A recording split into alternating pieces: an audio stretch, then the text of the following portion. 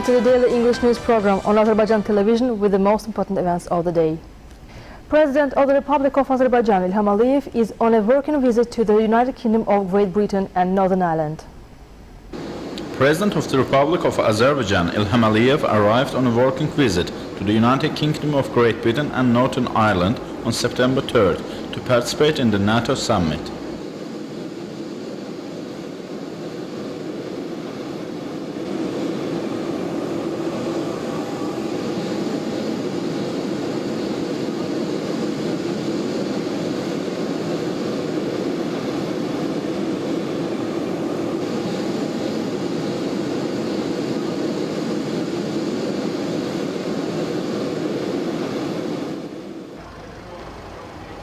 Representatives from the Alliance member states and ISAF partner countries, UN and other international organizations attended the event.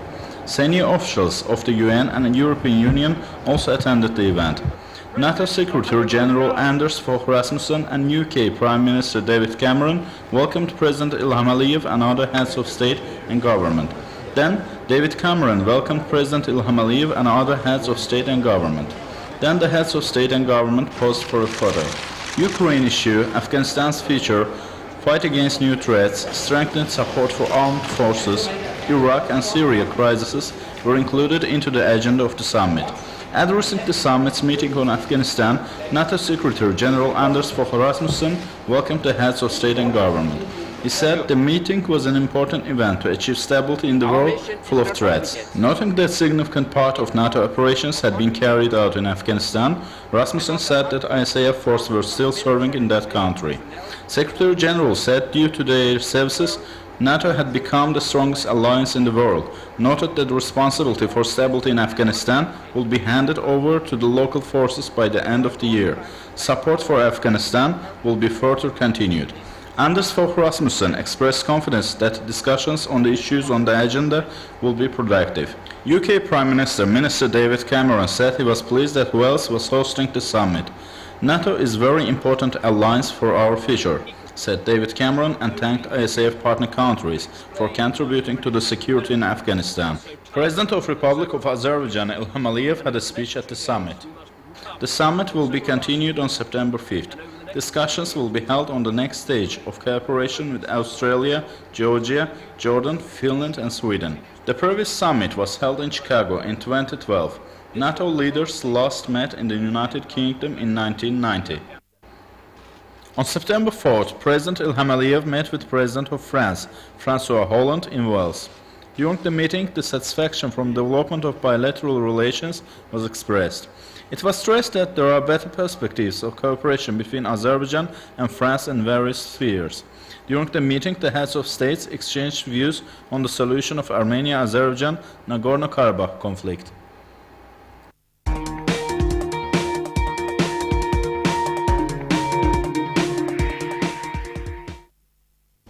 The materials related to the visit of President of the brother country Recep Tayyip Erdogan, important discussions with head of state Ilham Aliyev and the statements of President were widely covered in Turkish media.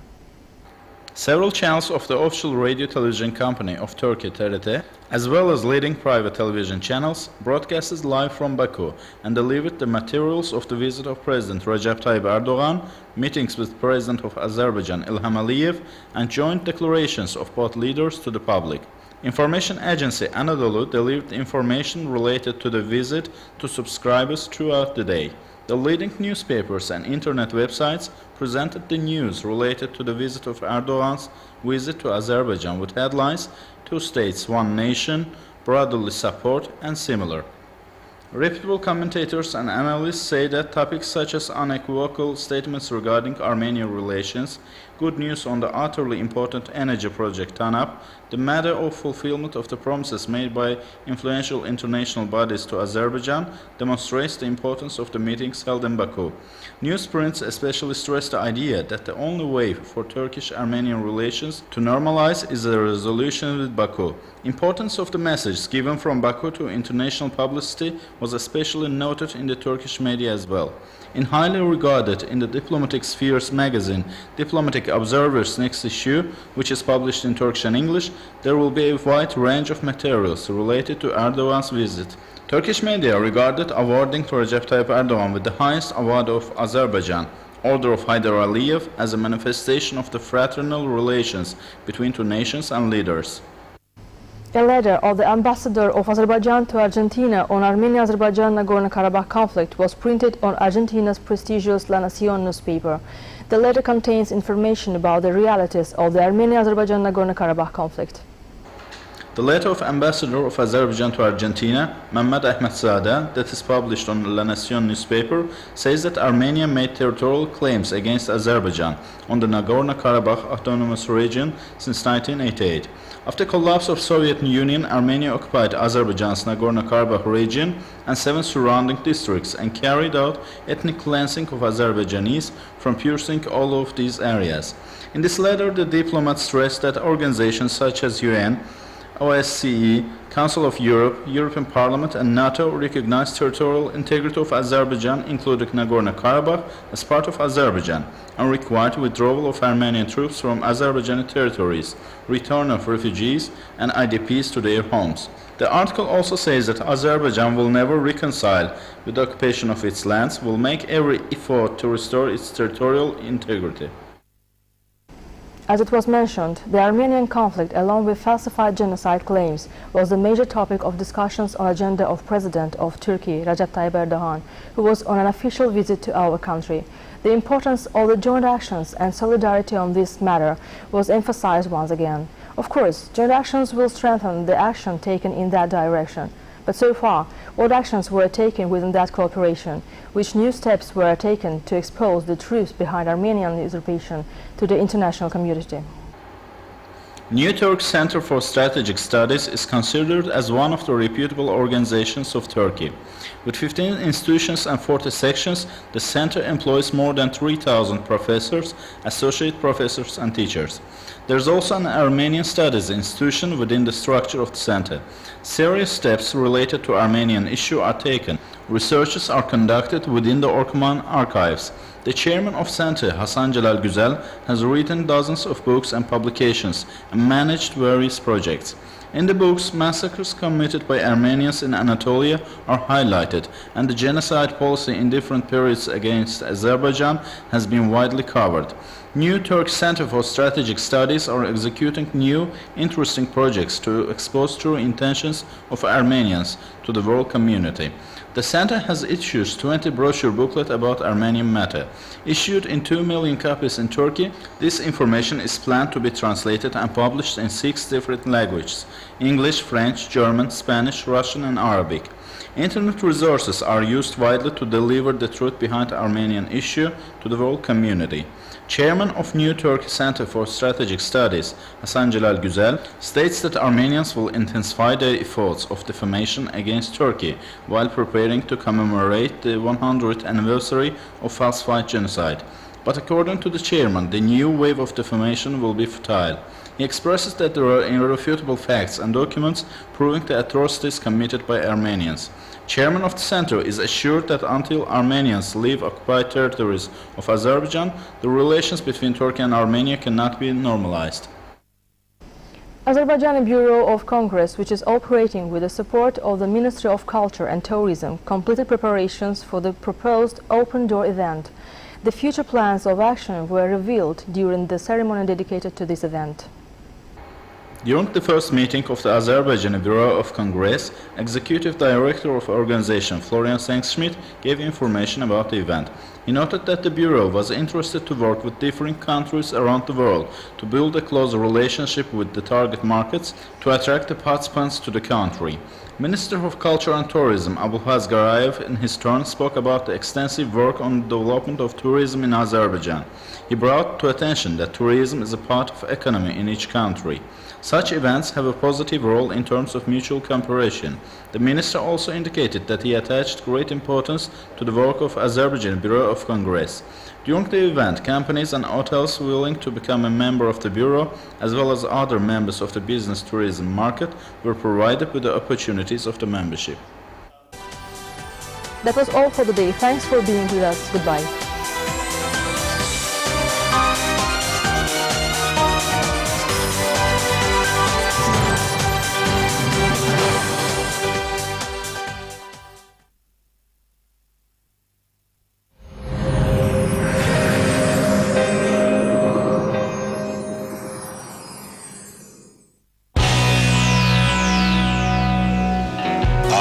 Azerbaycan'ın 15 şehrini temsil eden 30 komanda Birlik Kubok uğrunda mübarizeye başlayır.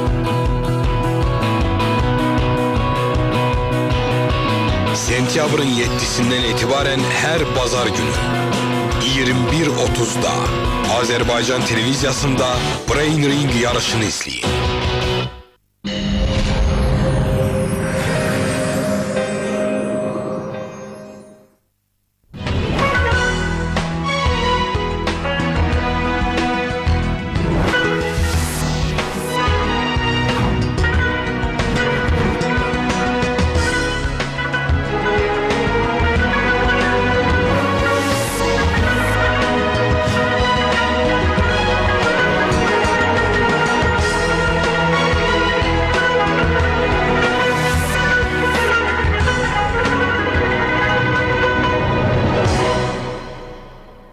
Salam, xoş gördük sizi, hörmətli tamaşaçılar. Bugünkü verişimizdə 20-ci əsrin əvvəlləri Rusiya imperiyası tarixinin ən mühüm hadisələrindən biri olan Stolypin aqrar islahatı və onun Azərbaycanda həyata keçirilməsi məsələlərindən bəhs edəcəyik. Müsahiblərimiz tarix üzrə elmlər doktoru Professor İbrahim Zeynalov və tarixçi Elçin Əliyevdir. Verişimizə xoş gəlmişsiniz. İbrahim müəllim, 1907-ci il 3 iyun hadisələrindən sonra artıq Rusiya imperiyasında o 5-7-ci illər inqilabı dediyimiz birinci Rus inqilabı başa çatdı, yeni tarixi şərait meydana gəldi. Bu dövrü ümumiyyətlə səciyyələndirən ən mühüm hadisələrdən biri Stolypin aqrar islahatı idi. Ona görə də ortaya belə bir sual çıxır. Bu Stolypin aqrar islahatını şərtləndirən, onun qəbul edilməsini zəruri edən səbəblər hansılarıdır? Bir qədər əvvələ geçsək, Çar Rusiyasının Cənubi Qafqazda, o cümlədən Azərbaycanda müstəmləkəçilik siyasətin əsas təzahürlərindən biri məhz elə kəndli məsələsi idi, aqrar məsələ idi, digər məsələlərlə yanaşıb. Birinci Rus inqilabının əsas hərəkət verici qüvvələrindən mən deyərdim ki, çoxluğunu kəndlilər təşkil edirdilər. Və kəndləri bu inqilabda iştirak etməyə məcbur edən və yaxud da iştirak etməsini zəruri edən amillərdən biri aqrar məsələ idi. Aydın məsələdir ki, Rusiyanın mərkəzi quberniyalarında kapitalizm inkişaf etsə də, Rusiya özü aqrar ölkə olaraq qalırdı və onun milli ucqarlarda həyata keçirdiyi müstəmləkəçilik siyasəti bütövlükdə həmin məhsuldar qüvvələrin inkişafına, həmin kapitalizmin inkişafına mane olurdu. Hələ 1861-ci ildə Çar Rusiyada kapitalizmin inkişafına mane olan əsas amillərdən sayılan təhkimçilik hüququnu ləğv elədi, aqrar məsələyə gəldi. Amma bu Azərbaycanda xeyli müddət, təqribən 9 il yubadıldı. Amma birinci Rus inqilabının da inqilab məğlub olsa da, amma bir şey aydın oldu ki, çarizmin kənddə dayaqları xeyli zəifdir. Çarizm inqilabın ibrət dərslərindən nəticə çıxararaq kənddə özünə ictimai, sosial və siyasi dayaq yaratmaq üçün tədbirlər hazırlamağa başladı. Həmin tədbirlərdən biri aqrar məsələ idi. Belə ki, yəni icmaların dağıdılması yolu ilə kənd burjaziyası hesab edilən qolçomaqların icma torpaqlarını qarət etməsi hesabına özünə güclü dayaq yaratmaq, belə deyək, yolu tutdu.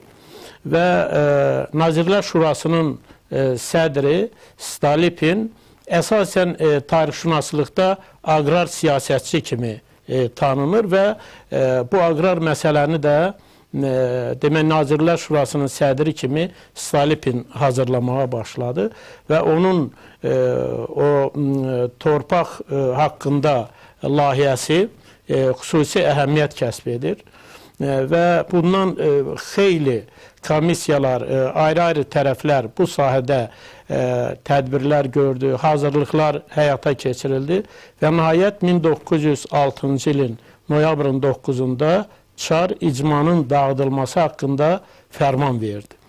Və icmanın dağıdılması haqqında fərman bilavasitə aqrar məsələ ilə bağlı idi. Çünki əsas məqsəd də kənddə aqrar məsələni həll etmək idi. Və həm çar, həm ali hakimiyyət orqanları belə hesab edirdilər ki, aqrar məsələnin həllində Stolypin aqrar islahatı əsas zəmin ola bilər, əsas mənbə ola bilər. Ona görə də o layihənin hazırlanması və həyata keçirilməsinə həm çar, həm ali hakimiyyət orqanları və müvafiq orqanlar çox ciddi yanaşdı.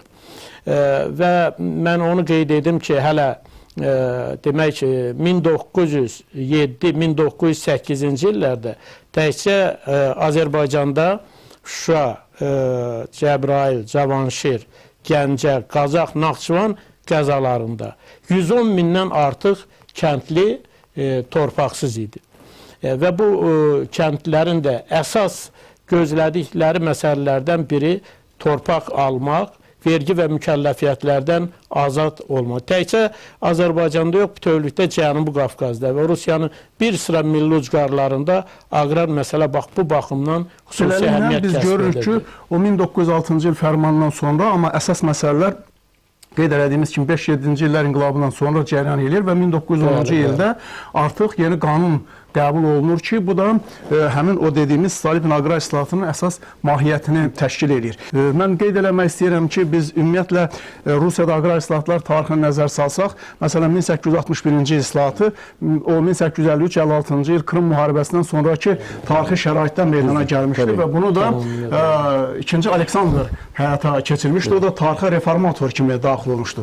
5-7-ci illər inqilabından sonra isə bu missiyanın üzərinə həmin dediyimiz Nazirlər Şurasının sədri Stolypin götürmüşdür. Amma son dövrlərdə ümumiyyətlə Stolypinin şəxsiyyəti məsələsinə çox diqqət verilir. Əvvəl irtica dövrü onun adı ilə bağlanırdı. Stolypin qalstukları, hətta dar ağacları falan. Bunlar amma indi son vaxtlar belə qeyd olunur ki, bunlar hamısı tarixi nöqteyə nəzərdən düzgün olmayıb. Bunlar qəsdi qərəzli ilə Stolypinin şəxsiyyətini nüfuzdan salmaqla bağlı olubdur. Artıq Avropada sənayinin inkişafı kapitalizmin yaranmasına gətirib çıxarmışdı.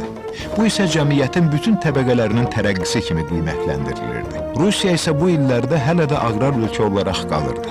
1861-ci ildə təhkimçilik hüququ ləğv edilsə də, elə bir ciddi dəyişiklik baş vermədi. Təhkimçilik azad, sərbəst fəaliyyətə mane olur, kəndlinin isə bütün hüquqları torpaq sahibinin əlində idi. O, başqa işə və yerə icazəsiz gedə bilməzdi. Belə bir islahatın qəbul edilməsi Rusiya imperiyası üçün, o cümlədən də onun ucqarları üçün mühüm əhəmiyyət kəsb edirdi. Ona görə də Elçin müəllim, burada belə bir sual çıxır. Bu islahatın əsas məsələləri nədən ibarət idi?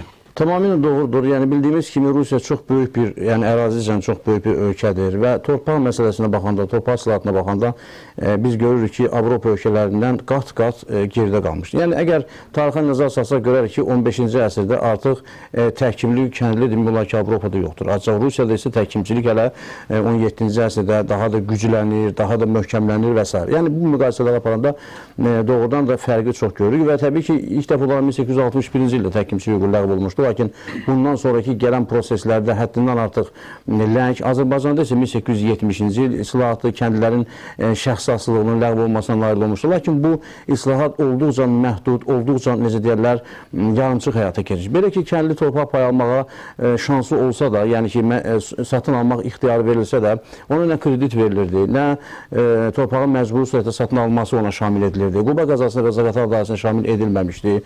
Dövlət kəndləri ümumiyyətlə islahatdan kənarda qalmışdı. Yəni bu yarımçıqlıqlar, yəni Azərbaycanda davam edirdi təbii ki 20-ci əsrin əvvəlinə qədər. O ki qaldı Stolypin aqrar islahatına, doğrudur. Stolypin yəni bir vaxtlar, yəni Sovet dövründə bir vaxtlar Stolypin yalnız irticası kimi göstərmişlər. Lakin belə baxanda görmək olar ki, ümumiyyətlə Stolypin şəxsiyyətinə baxanda görmək olar ki, o orta məktəbi qızıl medalına qurtarmışdı. Sonra isə çox savadlı bir reformator kimi fəaliyyətə başlamış. Sadəcə olaraq Rusiyanın Avropanın belə deyək də 100 illərlə keçdiyi yolu Rusiya qısa bir müddətdə kapitalizmin inkişafına doğru addım atmaq istəyir. Ona görə Stolypin hər vasitə ilə buna çalışır. Əsas müddəalarsa nədən ibarət? Bayaq çox düzgün olaraq qeyd olunmuşdur ki, qolçamaqları mütləqiyyətin dayağına çevirmək. Bu birinci məsələdir. İkinci məsələ icmaların ləğv olması. Biz bilirik ki, icmalar qaldıqca feodal qalğı kimi qalırdı və beləliklə də kapitalizmin inkişafına mənfi yol açırdı və icmaların dağıdılması və nəhayət ki, ortababların və kasıbların, yoxsulların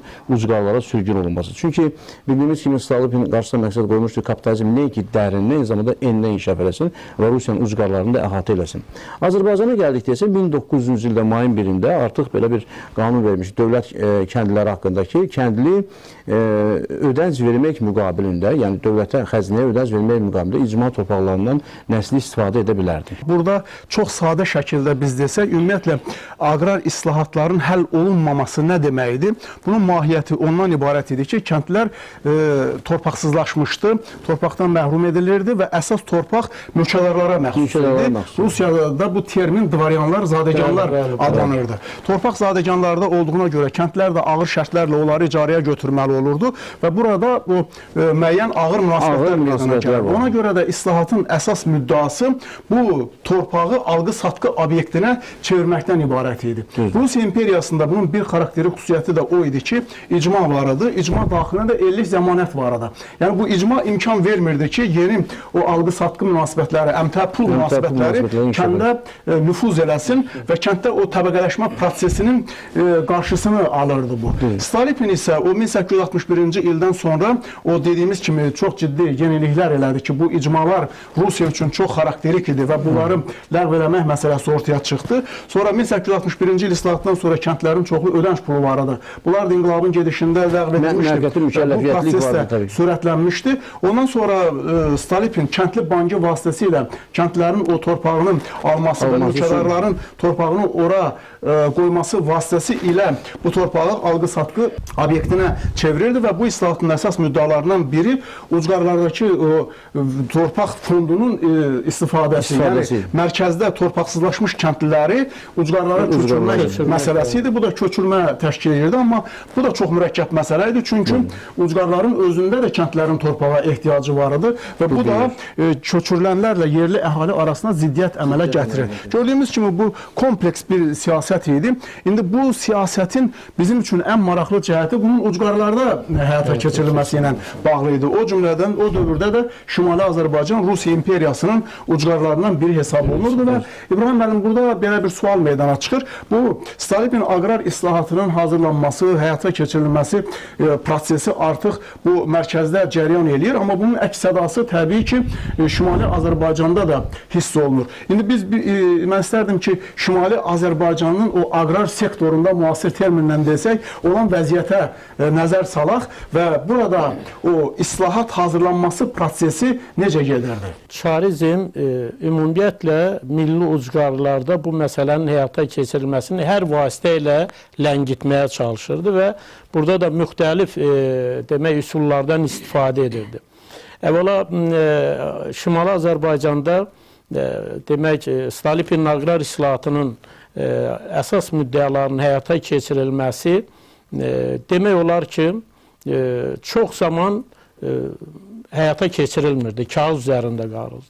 Bu hər şeydən əvvəl onunla bağlı idi ki, demək bu islahat həyata keçirilən zaman Şimali Azərbaycanın ayrı-ayrı qəzalarında, ayrı-ayrı regionlarında əvvəla ilk növbədə bu yalnız Şimali Azərbaycanda kəndlilərin 20%-ni təşkil edən yalnız sahibkar kəndlərə tətbiq edilməyə başladı. Və o zamanda isə Şimali Azərbaycanda kəndlərin təqribən 68%-ni dövlət kəndləri təşkil edirdi. Və burada məsələni çətinləşdirən amillərdən biri ilk növbədə demək islahatla kəndlərə verilən torpaqların əvəzində ödənçlərin tələb edilməsi idi. Və bu 1909-cu ilin aprelin təqribən ikisində Canişinliyin Şurasında bu müzakirə edildi və çox qızğın müzakirələr getdi.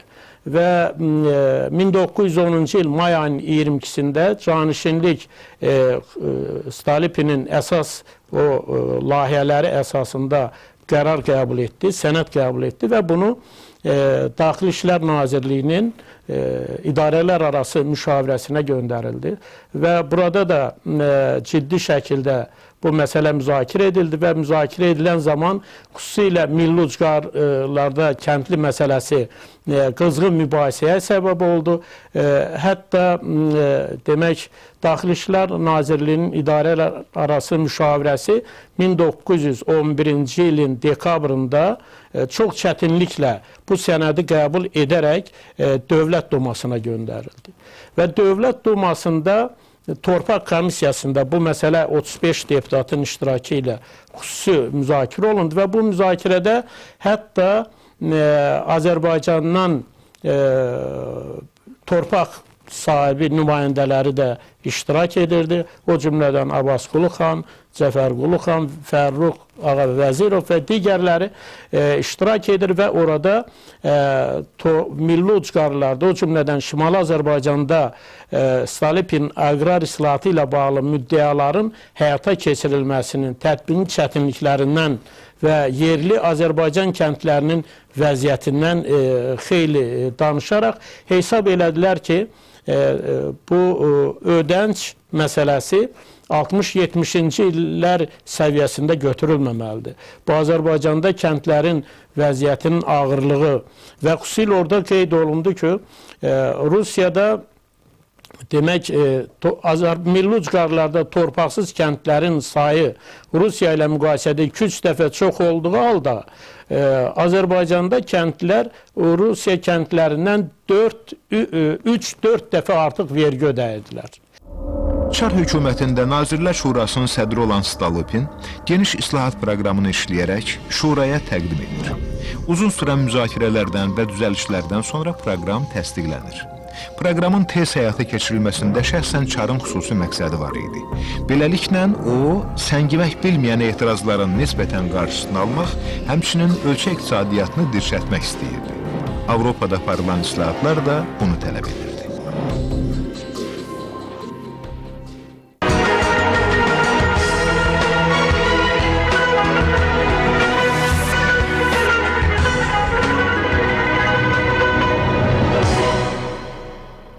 İndi biz bu qanunun qəbul edilməsinə qədər keçən mərhələni dedik. Amma çox mühüm məsələlərdən biri bu qanunun qəbul edilməsi prosesinə qədər olan əsas mübahisə idi.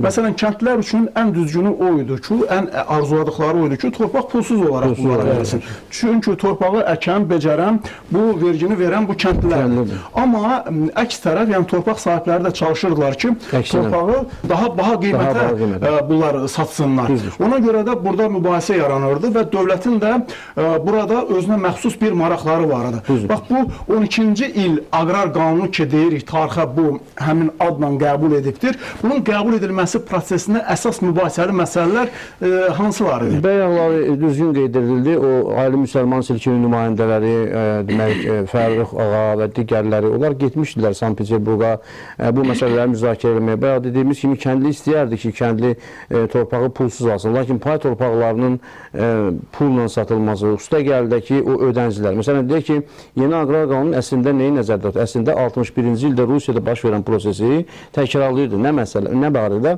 O barədə ki, artıq kredit verilməyə başladı və bu krediti hardasa 20 il müddətində kəndli dövlətə qaytarmalı idi. Bu kreditin hesablanmasında isə Ali Müsəlman silki belə ısrarlı idi ki, 60-cı illər yox, 10-cu illərin qiymətlərini hesablansın. Çünki qiymətlər dəyişib, bahalaşıb və s. Ona görə onlar ısrar edirlər. Lakin bu dəfə deməli çarizm kəndlilərin mənafeyini deməli üstün tutaraq deməli o Ali Müsəlman silkinin verdiyi xahişləri, tələbləri qəbul etmədi və kəndlilərin tələblərini üstün tutaraq köhnə qiymətlərlə hesabladı. Burada təbii ki, çarizmin də öz maraqları vardır. Çünki çarizm istər-istəməz baxıb görür ki, kəndli islahatı həddindən artıq yubanır. Üstə gəldi ki, kredit dövlətdən gedir. Yəni, dövlət bunu verməlidir Ali Müsəlman təbəqəsinin nümayəndələri. Ona görə də hər halda burada həm kəndlinin, belə deyək də, dolayısıyla olmasa özünün mənafeyini ifadə edərək belə qərar çıxartdı ki, deməli, köhnə qiymətlərlə hesablansın və İndi bu qanunun ödəniş əsas verilsin. müddəalarına keçsək, siz qismən bu məsələyə toxundunuz, Bəli. amma bunları sistemləşdirsək, əsas müddəaları Əsas hansılardır? müddəalar ondan ibarətdir ki, artıq 1913-cü ildən etibarən, yanvarın 1-dən etibarən kəndlilər bütün ödənç verməkdən azad edilirdilər. Hərçənd ki, yenə deyirəm, Rusiyada bu 85-86-cı illərdə müvəqqəti mükəlləfiyyətlik vardı. Lakin bütün mükəlləfiyyət daşımaqdan azad edirlər. Bu bir. İkincisi, kəndlərə ayrılmış pay torpaqlarını satın almaq hüququ, bunun üçün onlara kredit verilməsi, bu kreditin, necə deyirlər, müəyyən 20 il müddətində təqribən, yəni ki, bunun dövlətə faizi ilə qaytarılması nəzərdə tutulurdu. Eyni zamanda yararsız torpaqlar kəndlinin mülkiyyətinə pulsuz keçirdi. Bundan başqa meşə, otlaq, çəmən və digər mülkiyyət növlər vardı ki, bu mülkiyyətdən mülkiyyətlərin razılığına istifadə edilməsi qərarına gəldi. Və məhdud cəhətlərdən biri o idi ki, yenə də bu qanun verilərkən Zaqatala dairəsinə şamil edilmədi. Lakin Çarizm əlavə bir qanun 1913-cü ildə 7 iyul qanunu verdi ki, bu qərarda da artıq Zaqatala dairəsində də asılı münasibətlər ləğv oldu və bu qanun əslində kəndlini torpaq istifadəçisi etdi. Düzdür, o dövlətdən yenə də asılı idi, müəyyən faizlər ödəyirdi pulun qiyməti, lakin buna baxmayaraq artıq kəndli torpaq mülkiyyətçisi idi və təbii ki, bu qanun da kənddə sonraki hallarda təbəqələşməyə, yəni ki, kənd burjaziyası meydana gəlməsinə ortabablar, təbii ki, kasıblar da vardı və kapitalist münasibətlərin inkişafına güclü təkan Biz bu aqrar islahatdan danışanda Stalipin aqrar islahatının əsas onun müddəalarından biri bayaqları qeyd elədik, köçürmə ilə bağlı idi. Xüsusilə bu Muğanın torpaqları o suvarma sistemləri qurulması vasitəsilə daha torpaqların o dövrəyə cəlb edilməsi prosesi gedirdi və burada da kütləvi şəkildə Rus kəndləri köçürülürdü. Bu çox mühüm məsələdir. Buna biz Muğanın kolonizasiyası deyirik. Biz gələcək verişlərimizdə buna üzərində xüsusi olaraq dayanmağa çalışacaq. Stolypinin həyata keçirdiyi islahatdan əsas məqsəd Rusiyanın ucqarlarında təsərrüfat həyatını bərpa etmək və bununla iqtisadi yüksəlişə nail olmaq idi. Dövlət ucqarlara köçürülənlərə torpaq sahəsi və kreditlər verirdi. Həmçinin şəxsi təsərrüfatlara xüsusi malqara ayırırdı. Köçürmə siyasətində milli və dini amillərə yol verilirdi. Belə ki, müsəlman quberniya və qəzalarına daha çox xristiyan əhali köçürülürdü.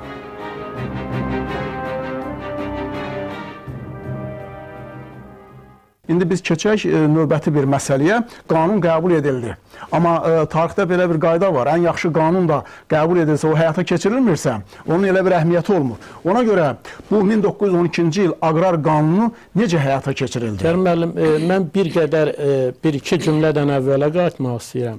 O, milli ucqarlarda bu 1912-ci ilin aqrar qanunun həyata keçirilməsinin özünün məhdud cəhətləri ilə bərabər bir sıra çətinliklər də var idi.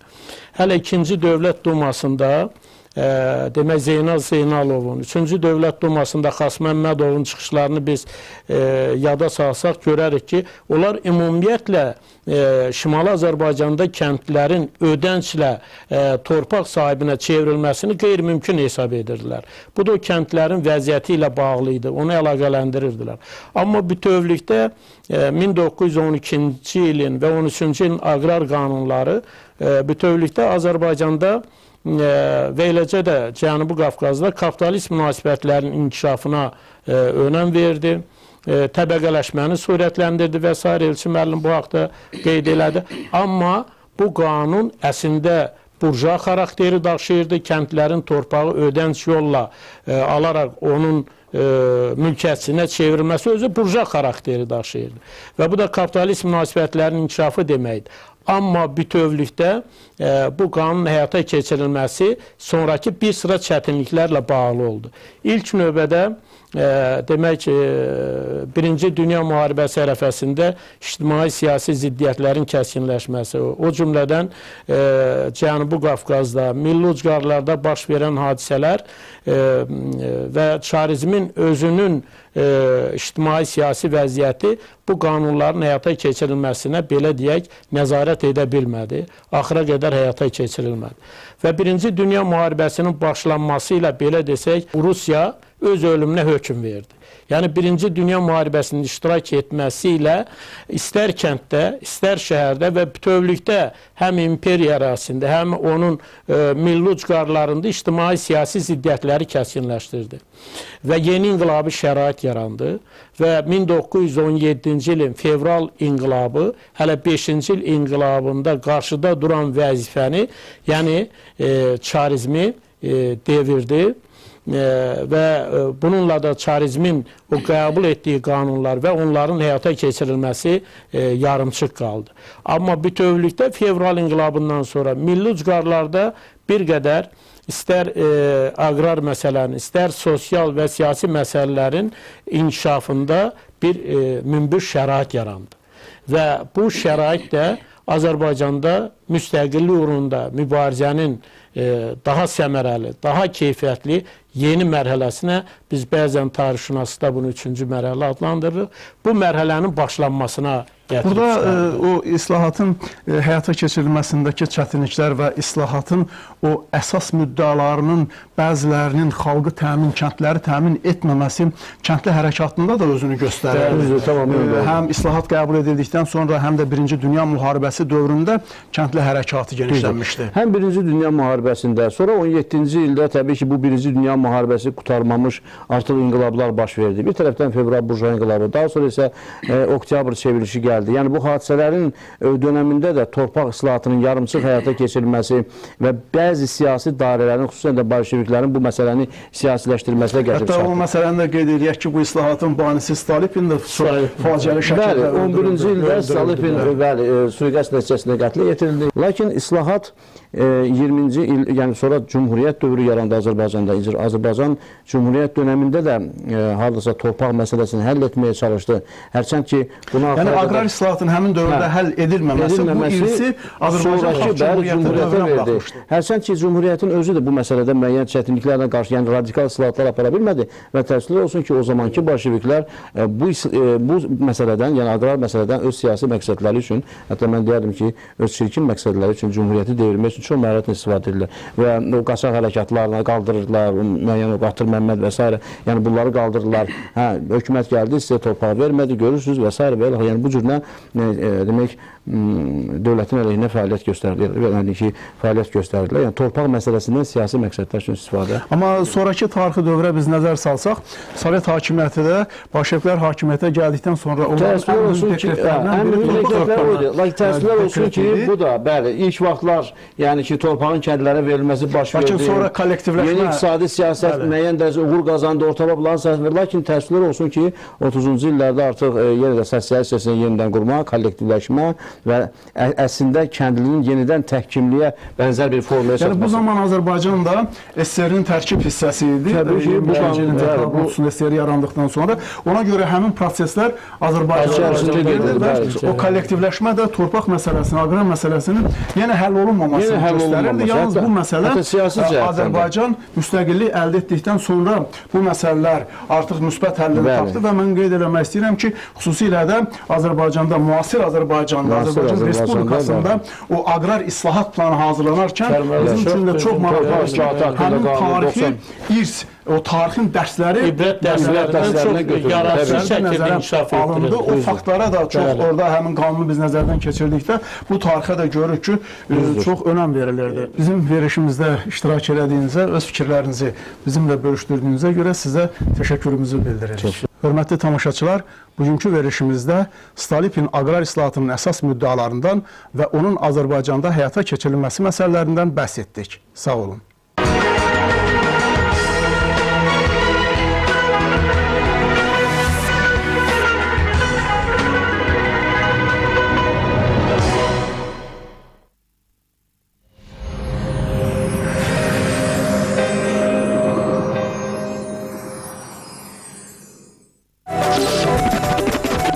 Bazar günü 15:30'da dadına bax, adını de.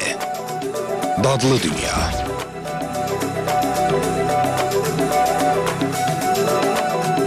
Ne duzlu, ne turş, ne acı, ne de şirin. Bu hayatın dadıdır. Dadlı Dünya.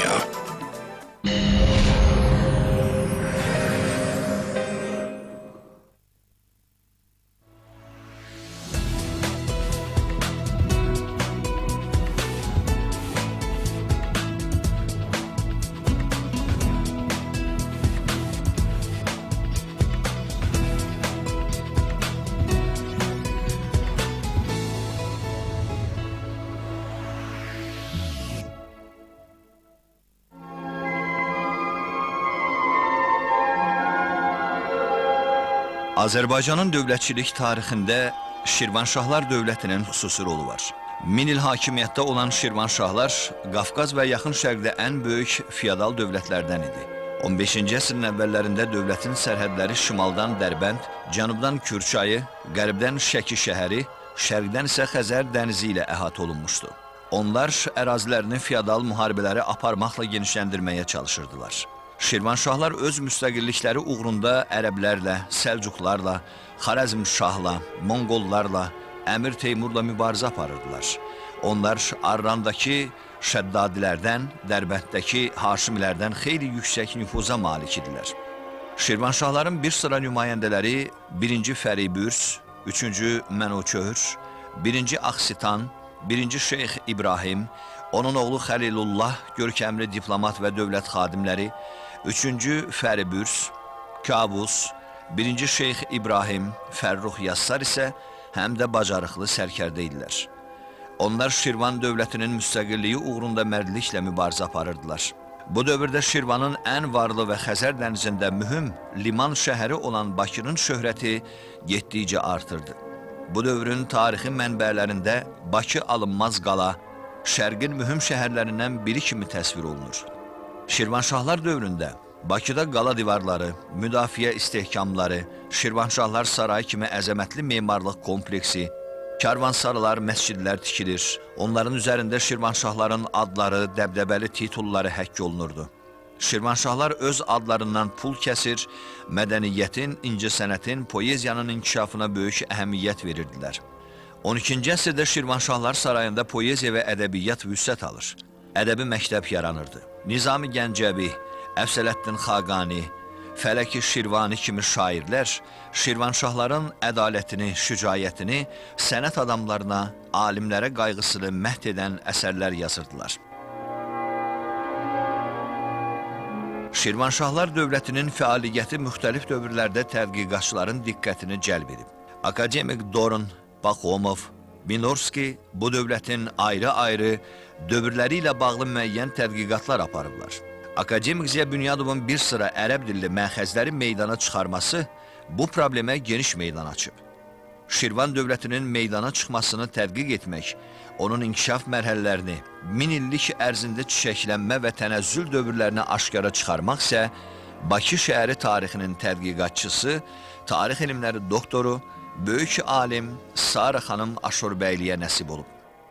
Azərbaycan tarixində ta qədim dövrlərdən başlayaraq onlarla dövlət olub və bu dövlətlərin bəziləri uzun ömürlü, bəziləri isə qısa ömürlü olub.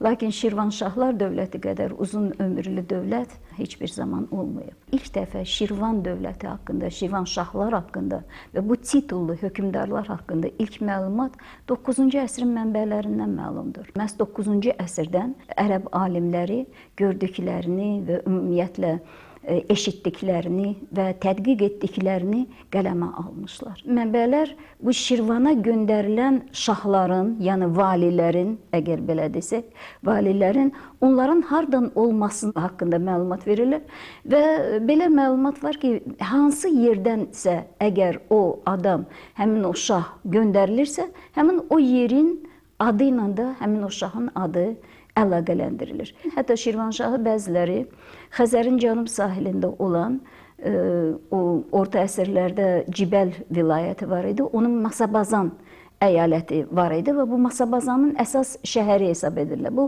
Xəzərin cənub sahilində və bu şəhər doğrudan da Siravan şəhəri orta əsr mənbələrində biz bu ada çox tez-tez rast gəlirik. Və bəziləri xüsusilə o bizim tədqiqatçılarımızdan Minorski və başqaları əlaqələndirir Şirvanşahların məhz həmin o yerdən gəlmələri.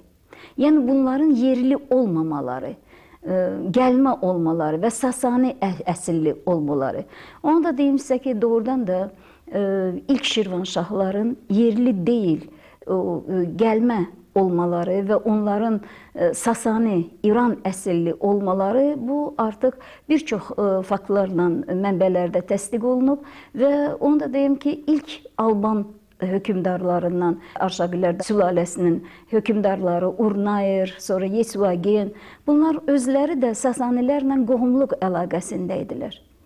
Və ona görə də bax bunların bu yerli yox gəlmə olmaları da şahların əlbəttə bir qədər inandırıcıdır. Sonra əlbəttə bu şahlar əsrdən əsrə, nəsildən nəslə irsən bunlar özlərinin o vəzifələrində, yəni atadan oğula keçmə var idi və bu zaman sözsüz ki, bunlar yavaş-yavaş yerli əhali ilə qarışırdılar və artıq Şirvanşahlar tamamilə yerliləşmə bunlarda gedirdi. Yəni artıq bunlarda o İran mənşəyindən əsər əlamət qalmırdı.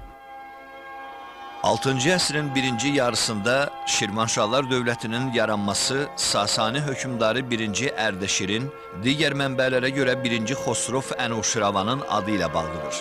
Sarı xanım Aşurbəylinin yazdığına görə, ərəb mənbələrində həmin hakimlər tərəfindən şah titulu verilən Şərvan şahın adı çəkilir.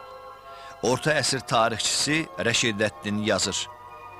Şirvanşahlar qədim Dərbənd hökmdarları nəslindən olan qədim xanədandır. Onun fikrincə Şirvanşahlar hələ Əhəmənilər dövründən hakimiyyət sürmüşlər. Şirvan sözünün bir başqa mənası da var. Bəziləri qeyd edirdilər ki, bunlar bilavasitə adla bağlıdır, şəxsi adla. 13-cü əsrin mənbəyində belə bir məlumat var ki, Ənuşirvan Şirvana hökmdar yolladı və orada Şirvan şəhərini, Şirvanşahlığını təsis etdi və burada yüngül olmaqdan ötürü, asan olmaqdan ötürü Ənu sözü götürüldü və Şirvan sözü qaldı.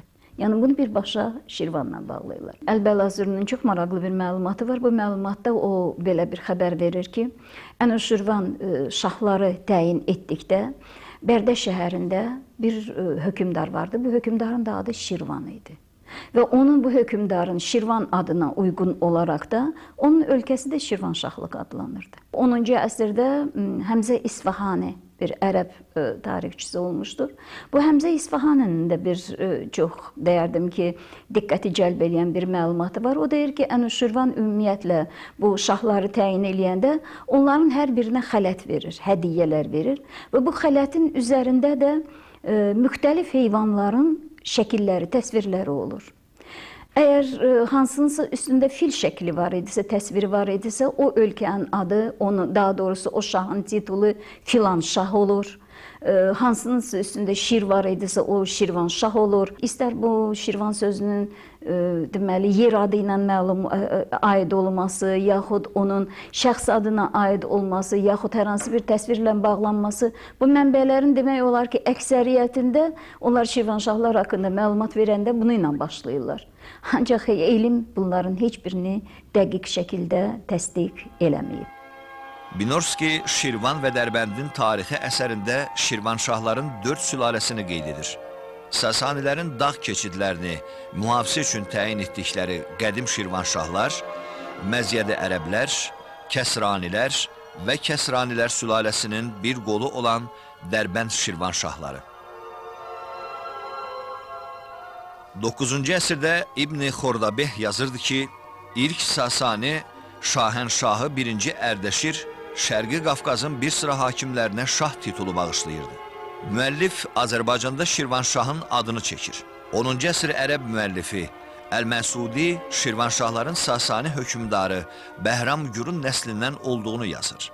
Sarı xanım Aşurbəyli yazır ki, ilk Şirvanşahlar Sasani şahları ilə qohum olub, onların etibar etdikləri adamlar idi.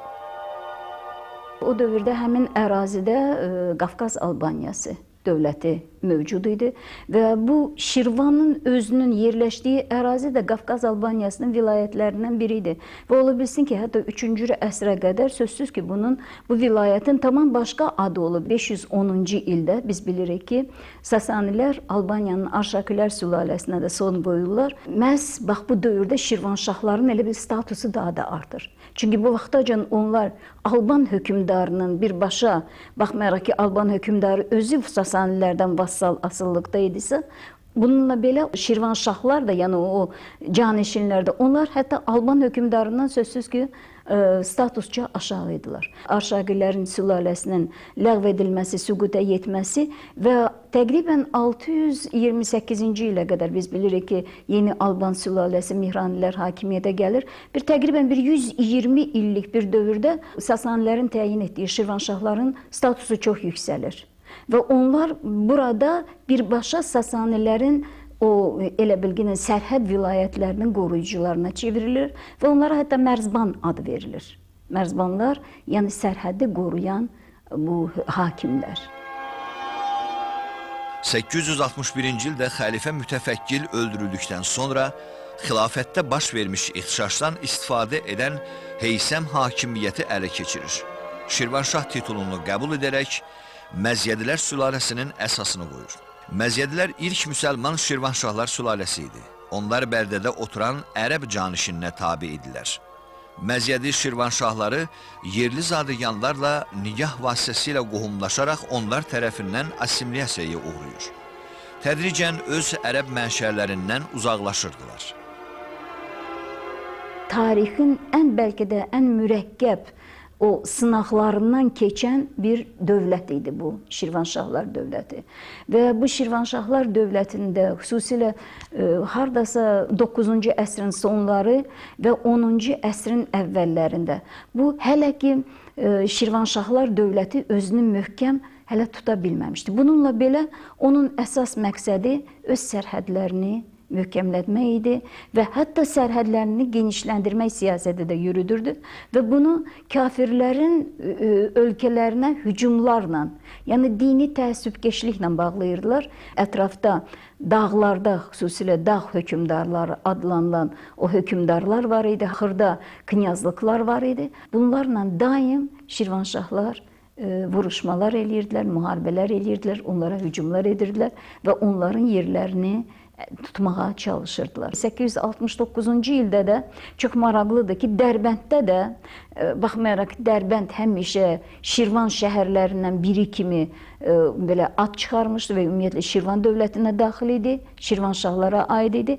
Dərbəndin özündə də ərəblərin başqa bir sülaləsi, Haşimilər sülaləsi, bax bunlar orada qalib gəlirlər və demək olar ki, 11-ci əsrə qədər Dərbənd birbaşa Şirvana birləşənə qədər, Şirvanşahların dövlətinə birləşənə qədər bunlar arasında qarşılıqlı hücumlar, qarşılıqlı mübarizə, yəni iki düzdür sonra artıq yerləşmiş bu ərəb, mənşəcən ərəb olan sülalələr arasında Dərbəndlə Şirvan arasında. Bunlar arasında mübarizə davam edir və çox zaman Şirvan üstünlük qazanır. Azərbaycan dövlətlərindən ən uzun ömürlüsü olan Şirvanşahlar dövlətinin tarixi də ədəbi mühitlə, ədəbi əsərlərlə, şair və yazıçılarla zəngindir. Bu dövlətin tarixi boyu bu ərazidə 3 dildə Azərbaycan ədəbiyyatı yaranmışdır. İlk öncə ərəb dilli ədəbiyyat olmuş, sonra fars dilli, sonra isə türk dilli ədəbiyyat burada yayılmışdır. Ərəb dilli ədəbiyyat əsasən Azərbaycan xalqı İslamı qəbul etdikdən sonra bizim ərazimizdə, istər Azərbaycanın özündə, istərsə də Məvali adlanan şairlər Ərəbistanda, ərəb dilində bizim ədəbiyyatımızı yaratmışlar. Əsasən 7, 8, 10, 11-ci əsrlərdə ərəb dilində ədəbiyyat istər Azərbaycan ərazisində, istərsə də Şirvanşahlar dövlətində yayılmışdır. Hətta Şirvanşahlarının ərəb dilində onlara məthiyə yazan şairləri də olmuşdur ki, saray ədəbiyyatının, Azərbaycan saray ədəbiyyatının əsasını məhz bu dövrlərdən, yəni 10-11-ci əsrlərdən götürmək olar. Elmi ədəbiyyatda Kəsranilər və Dərbəndilər adlandırılan sonraki Şirvanşahlar da ərəb mənşəli olub, Məzyədlər xanedanının varisləri idilər. 11-ci əsrin birinci yarısında Məzyədləri Kəsranilər sülaləsi əvəz edir. Şirvanşah 1-ci Fəribürzün, 3-cü Mənoçöhrün və oğlu Axsitanın hakimiyyəti illərində Şirvan dövləti çiçəklənmə dövrünü yaşayır. Əfsələddin Xaqaninin əsərlərində 1-ci Fəribürz igid sərkərdə böyük diplomat kimi tərənnüm edilir. Hakimiyyətdə olduğu 33 il ərzində dövlətin nüfuzunu möhkəmləndirməyə çalışan Şirvanşah 1-ci Fəribürzün bütün fəaliyyəti ölkənin sərhədlərini genişləndirməyə yönəldilmişdi. Sultan canişinliyinin ciddi cəhdlərinə baxmayaraq, o 8 il Şirvanın müstəqil idarə edilməsinə nail ola bilir. 912-ci ildə Şirvanda çox mühüm bir hadisə baş verir. Yəni bu, hətta yerli əhalinin bu vaxta qədər görmədiyi və eşitmədiyi bir hadisə kimi qiymətləndirilir mənbələr tərəfindən. Bu da Xəzər dənizindən gəmilərlə Abşeron sahillərinə, Bakı yaxınlığına Rusların hücumları ilə bağlıdır. Çox maraqlıdır bu, çünki bu vaxta qədər mənbələr yazırlar ki, gəmi ilə Şirvana hücumlar olmamışdı. Burada yalnız ümumiyyətlə Xəzərdə o zaman hərbi gəmilərin üzməsi faktına rast gəlinməmişdi. Əsas burada həmişə balıqçı gəmiləri üzürdü. Və birdən-birə böyük bir qoşunun bunların üzərinə gəlməsi və bu zamanda Şirvanda Əli İbn Heysəm Şirvanşah idi və bu Şirvanşah əlbəttə onun donanması yox idi. Ancaq bu sözsüz ki, gəmilərdə gələn qoşuna qarşı vuruşmalı idi. Şirvan qoşunları məğlub oldu. Əl-Məsudinin çox maraqlı bu haqda təfsiri var. Minlərlə müsəlman bu döyüşdə öldürüldü. Şirvanşahın qoşunu demək olar ki, yerlə yeksan oldu, dağıldı və bu Şirvan dövlətinin həddindən artıq zəifləməsinə səbəb oldu. Və bu zəiflikdən istifadə edən Layzanşah, deməli Əbu Tahir Əsəd, o hücum eləyir Şirvana və özünün qohumları da olsa Şirvanşahların hamısını qətlə yetirir, ailələrini qətlə yetirir, Şirvan taxtını alır və o hətta Şirvanşah titulunu da mənimsəyir. Və bundan sonra Şirvanla Layzanı birləşdirərək bir dövlət şəklində, Şirvanşahlar dövləti şəklində bax bu dövlət yaşamağa başlayır. Tarixi mənbələrdə 3-cü Mənuçöhr qədər adı çəkilən ikinci bir Şirvanşah olmuyor. O 40 il dövləti idarə edib. 1111-ci ildə Səlcuqlara qarşı müttəfiq qazanmaq məqsədi ilə Mənuçöhr hələ şahzadə ikən Gürcü hökmdarı qurucu Davidin qızı Tamar ilə evlənir. Onun hakimiyyəti zamanı Şirvanşahlar dövləti getdikcə güclənir və tərəqqi edirdi. Şirvanşahın saray şairləri Xaqani və Fələki öz əsərlərində 3-cü Mənuçöhrün bütün fəaliyyətini işıqlandırıblar. Onların əsərlərində 12-ci əsr feodal cəmiyyətinin, Şirvanşahlar sarayının həyatı öz əksini tapıb. 3-cü Mənuçöhr ölkədə böyük tikinti işləri aparır. Şəhərləri möhkəmləndirir, yeni şəhərlər salırdı. Müdafiə məqsədi ilə Bakını 2 cərgə qala divarları ilə əhatə edir. Onun sarayında o dövrdə yaxın şərqdə məşhur olan Azərbaycan şeir məktəbini yaradan görkəmli şairlər, Məliküş-Şüara adlandırılan Əbülüla Gəncəvi, Xaqani Şirvani, Fələki Şirvani, Mücirəddin Beyləqani kimi sənət adamları toplanmışdı. Şirvanşah şair, filosof və alimlərə hamilik edirdi. Xaqani ondan saysız hesabsız mükafatlar, hədiyyələrdən başqa hər il çox yüksək 30.000 dirhəm məvacib alırdı. Şah Şirvan dövlətinin ən mühüm vəzifələrindən birini, Şirvanşahın xüsusi katibi vəzifəsini ona tapşırmışdı. Orta əsrlər Azərbaycan ədəbi məktəbi anlayışı da ilk dəfə Qətran Təbrizinin əsərləri ilə elmi dövrəyə gəlmişdir. Sonraki əsrdə, yəni 12-ci əsrdə Şirvanşahlar dövlətinin tərkibində yaranan ən zəngin ədəbiyyatımız saymaq olar ki, bu da Şirvan sarayında bilavasitə ədəbi mühitin yaranması ilə, ədəbi mühitin gəlişməsi ilə bağlıdır. Bu ədəbi mühitdə ən böyük şairlər kimi mən Xaqani Şirvaninin adını çəkə bilərəm, Fələki Şirvaninin, Mücirəddin Beyləqaninin, İzzəddin Şirvaninin və bütün bu şairlər ordusuna başçılıq edən sarayda Əbülüla Gəncəvi idi ki, o da Azərbaycan Ədəbi Məktəbinin görkəmli nümayəndələrindən biridir. Bu dövrdə, yəni bu məktəbdə, bu saray şairlərin arasında ən parlaq şəxsiyyət heç şübhəsiz ki, Xaqani Şirvanidir ki, onun sənətkarlığı indi də oxuyanları, indi də onun əsərlərlə tanış olanları heyrətləndirir. Buradakı zəngin poetik obrazlar, dərin bilik, erudisiya, Xaqaninin hikmət elminə, nüzum elminə və o dövrdə yaygın olan tibb elminə, fiqh elminə dərindən bələdliyi indi də tədqiqatçıları, oxucuları heyrətə gətirir. Xaqaninin Töhfətül İraqeyn poeması Azərbaycan ədəbiyyatında Nizami Gəncəvi xəmsəsi kimi dünya şöhrətli bir ədəbi hadisənin meydana gəlməsinə rəvac vermişdir. 1160-cı ildə 3-cü Mənuçöhrün qəfil ölümü ölkədə kəskin siyasi böhran